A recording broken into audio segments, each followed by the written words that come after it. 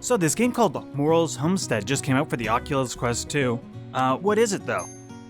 Hello everyone, this is Lipnox VR, and today we are taking a look at this new game called Morels Homestead, which advertises itself as a sandbox kind of experience, and sandbox experience is definitely right. Let's get into it all, but basically, to summarize, it's a farming game with photography, with collecting things, and you get to design your own areas. It's got a whole bunch of things that it does. So I will basically say I've been checking this out on and off for the past few weeks now, and I really wanted to love this game. I kept trying it, kept trying to figure out if I was missing something, if there was more to it, but just to summarize, I really think this game is way too early. This is not finished at all, so just keep that in mind with this review. The first thing I want to talk about is the key problem, which is the money-making thing. So farming is your big thing, and you have to plant seeds to grow things, but you can only plant seed if you buy the plot of garden thing, and these plots are extremely expensive.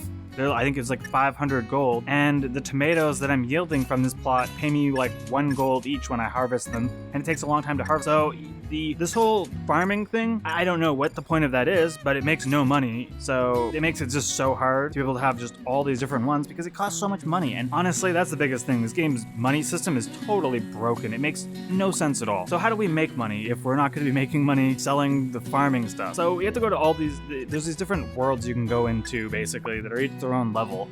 And the first one is your world that you can customize and actually place furniture down in and decorate. The other ones, you just get to be inside of them, and they're like pre-made worlds basically. And but yeah, we have quests we can do that give us a small tiny little bit of money, and then we have items we can pick up in these worlds. So usually gold, a bronze coin, or sometimes you might get lucky and find silver one buy, but since everything costs like 500 or more, honestly, unless you just sit here and grind for like 10 hours, just going back and forth to all these worlds, collecting every item and selling those items. So that basically leaves us with these quests we can do, which are sort of wandering around, collecting things, and taking pictures of stuff. And the taking pictures of stuff, that is the game. Basically, in each one of these levels, there's animals that wander around, and taking pictures of these animals is the main thing that was fun to do. You can explore these worlds and do all that kind of stuff. So you have quests, you have the farming, and we have the photography. And honestly, none of it pays anything good, but the photography is at least fun. So exploring these areas, hanging out in these areas and taking pictures, wandering around collecting stuff to slowly, very slowly build up this farm. That could be a gameplay loop that interests you. And in that regard, it might be worth getting this game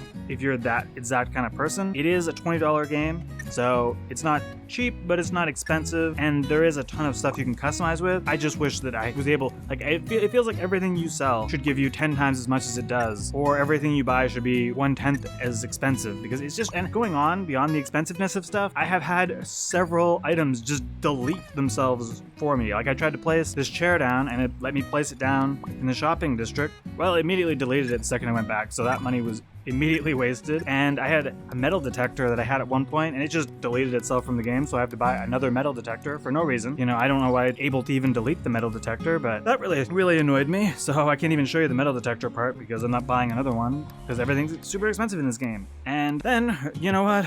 To compile it all together with the last thing, the movement. The movement is questionable. So basically, we can set either one of our sticks, left stick or right stick, as locomotion mode basically, or teleport mode. And if we go to locomotion mode, moving up or down is forward and backwards, and left or right is turning. So there's no strafing. The only way you can strafe is if you set the controller movement to go based on the controller, not based on your head movement. So then you can literally move forward and turn your hand left or right, and that can be your strafing. But the way that this game works, you're just going to be just fast teleporting through these levels as quickly as possible, looking for items to pick up as quickly as possible, and going to the next level and repeating the cycle over and over again. Graphically, it's fine for an Oculus Quest 2 game, but it's not amazing. I think that there's somebody that's going to love this game. I think somebody's going to enjoy what this is, but I thought that person was going to be me, and I did everything to try to enjoy this. I went to the cornfield, did the cornfield maze. I did all these activities, but it feels like this is the start of something. This is not a finished product. This feels like it's just, I don't know. I don't recommend this for a purchase right now. I would say wait 6 months and see if somebody has posted a new video of it and maybe they've fixed all these issues. But as it stands right now, Morels Homestead is a very, very, very flawed experience that attempts to give you the Animal Crossing type of deal, but I think maybe technical limitations or something really killed this one. So thank you guys for watching this, and I thank you to the developer for sending this over. It really upsets me that I didn't get to enjoy this one. I don't like to leave negative reviews on here, but if you're a consumer and you're shopping on the Oculus Quest 2 store, I just can't tell you to buy this game. So thank you guys for watching. Like, comment, and subscribe. I cover Oculus Quest content all the time, and make sure, you know, if you found this video informative, share it around so people know that, you know, be cautious of this game.